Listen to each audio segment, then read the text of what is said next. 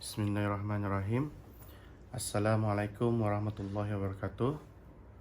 Alhamdulillahirrabbilalamin. Wassalatu wassalamu ala asyrafil anbiya wal mursalin wa ala alihi wa sahbihi ajma'in. Rabbi yassir wa la tu'assir, Rabbi tamim wa bihair ya karim. Alhamdulillah, hari ini kita jumpa lagi. So, sebelum tu Uncle perkenalkan diri pada yang first time follow Uncle punya video. So, nama Uncle Sufian Ismail, merupakan pengamal perundangan syariah di negeri Sabah atau lebih difahami dengan Peguam Syar'i. Hari ini Uncle akan share lagi tips ataupun info mengenai perceraian. Okey.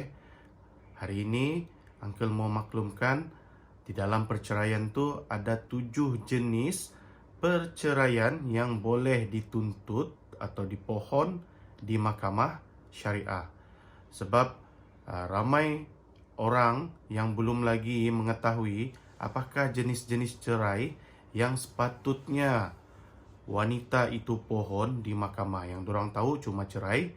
Sebab itulah proses perceraian tu akan menjadi lebih rumit apabila isteri atau wanita ni datang ke mahkamah yang hanya membuat satu tuntutan cerai tanpa mengetahui apakah saluran ataupun apakah jenis cerai yang sepatutnya dituntut oleh seorang isteri itu mengikut fakta kes ataupun mengikut sebab-sebab kenapakah seorang wanita itu ingin bercerai.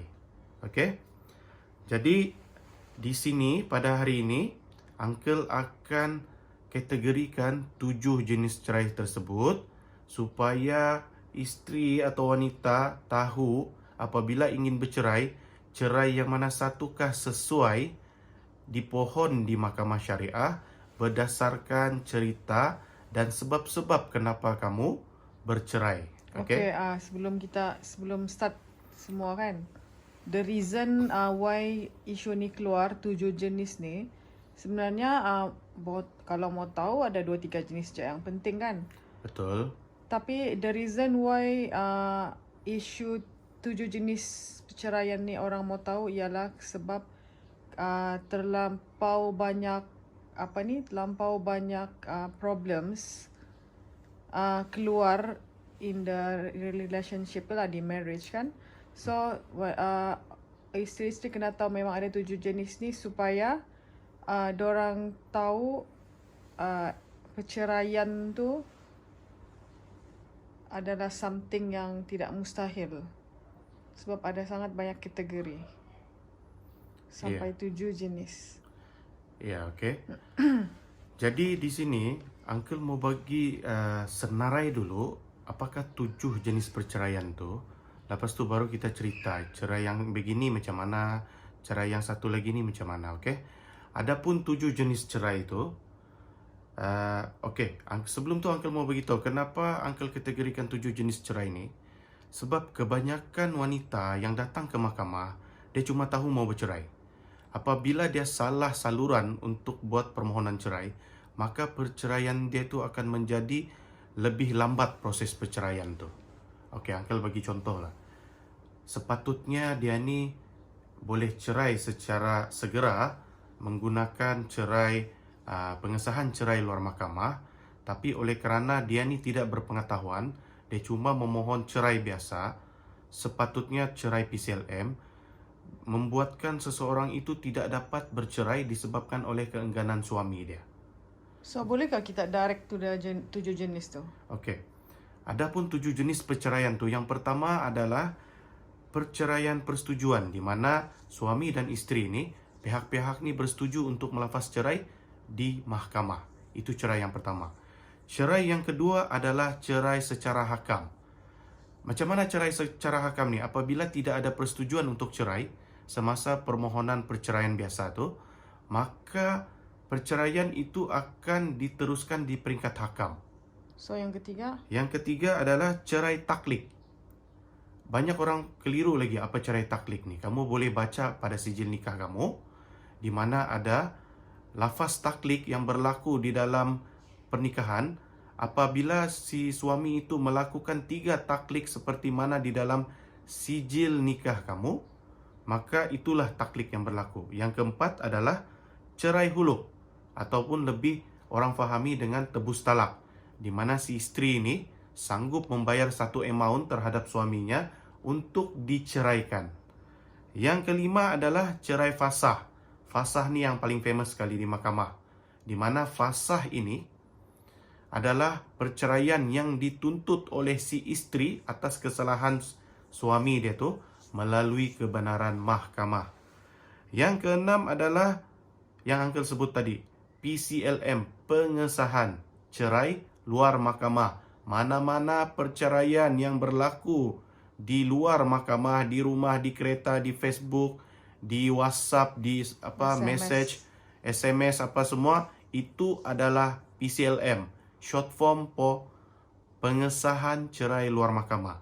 Dan yang ketujuh adalah cerai li'an, di mana cerai li'an ini banyak yang orang tidak tahu, cuma mungkin dia pernah dengar si suami menuduh istrinya melakukan zina ataupun menuduh istrinya mengandungkan anak luar nikah yang bukan anaknya.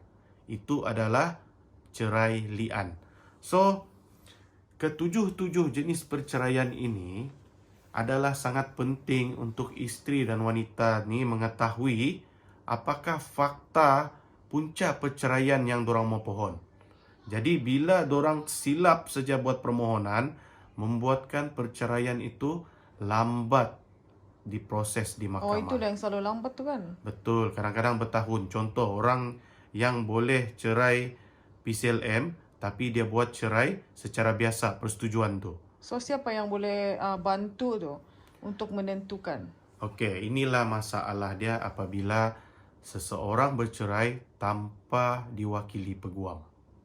Sebab Uncle percaya, orang yang bercerai ni dia tidak ada ilmu, dia cuma mau objektif dia bercerai. Tapi apabila dia silap channel terhadap permohonan perceraian, dia akan jadi lambat.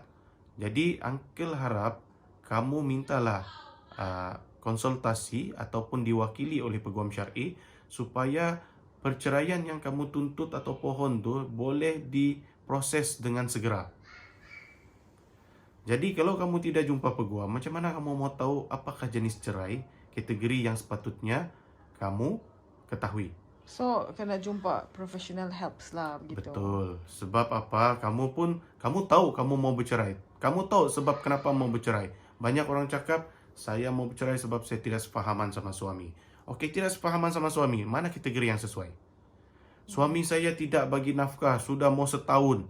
Di manakah cerai yang sesuai di pohon untuk orang yang tidak diberi nafkah? Suami saya tidak bagi nafkah batin selama 6 bulan.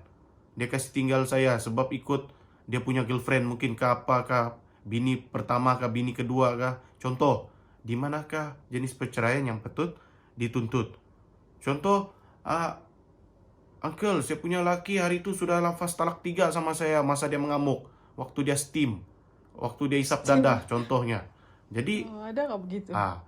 selalunya orang yang melafazkan talak ni, reason yang selalu digunakan dia ni isap syabula apa, jadi ndak sedar lah konon. Oh, jatuh kah kalau begitu? Jatuh. Oh.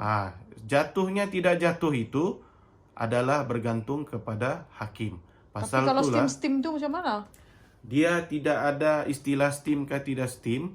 Dia adalah hasil siasatan hakim apabila dia melafazkannya dan dia sendiri ada niat, maka hakim akan putuskan mengikut niat dan pengakuan walaupun si suami. dia tengah steam lah. Betul. Sebab benda ini tidak ada alasan untuk menyebabkan seorang itu tidak jatuh hukumannya apabila contoh dia ni isap dadah ke apa kan. Mana dia sedar kalau dia steam kan? Dia sedar kan? Okey, kesedaran tidak sedar itu adalah bergantung kepada hakim. Sebab hakim pun sudah ada jurnal kes mengenai orang yang sedemikian. Jadi okey, jadi, carry on. Seterusnya mungkin ada yang sanggup bercerai disebabkan dia ni berduit. Dia sanggup bayar suami dia berapa saja untuk dia diceraikan. Jadi apakah jenis cerai yang perlu kita tuntut? Adakah sesuai dengan perceraian biasa? Jadi memang peguam syar'i je lah yang akan selalunya lebih lebih faham ni. Lebih arif, lebih faham. Contoh dia dipukul sampai menyebabkan kecederaan yang teruk. Patah gigi lah, rahang tidak boleh buka lah. Lepas tu kecederaan kekal berlaku kah? Apakah patut kamu cerai biasa? Sedangkan kamu boleh mohon cerai fasah disebabkan oleh kecederaan yang sampai tahap ada kes polis, ada kes laporan doktor. Jadi benda-benda begini perlulah diketahui.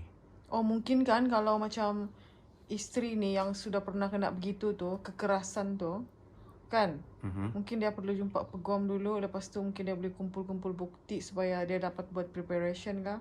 Ya, betul. Sebab benda ini apabila kita mengetahui cara dan betul. alasan kenapa kamu bercerai, perceraian ini akan diproses lebih segera. Contohnya, orang yang sudah dicederakan, adakah patut ditangguhkan perceraian itu? Yang boleh membuatkan seorang wanita tu menjadi fobia, takut untuk hidup, takut diserang oleh suami. Adakah perlu melalui proses perceraian biasa? Sebab uncle percaya, uncle biasa sudah nampak anak guam datang dengan membawa borang di mahkamah. Sedangkan dia ini telah didera. Sekali uncle nampak dalam borang itu dia hanya membuat satu permohonan cerai. Tapi tidak tahu apa jenis. Saya cakap kalau inilah yang puan pohon, 1 tahun baru selesai. Sebab apa? Dia buat perceraian biasa. Apabila dia buat perceraian biasa, suami tidak bersetuju untuk bercerai, maka proses perceraian ini akan dipanjang ke peringkat JKP, Jawatan Kuasa Pendamai. Sampai Jawatan Kuasa Pendamai, mereka membuat satu kesimpulan bahwa tidak ada perdamaian berlaku, tidak ada persetujuan berlaku. Jadi pihak mahkamah akan hantar lagi perkara ini ke peringkat hakam. Oh, dia proses dia lama lah. Ya, sebab apa? Benda ini melalui permohonan perceraian biasa, iaitu Padahal perceraian. dia nak pukul kan? Betul, sepatutnya dia membuat perceraian melalui perceraian fasah. Dia tak tahu kategori tu. Sebab diorang tidak tahu kategori, maka perjalanan proses penghakiman ini akan menjadi lebih panjang.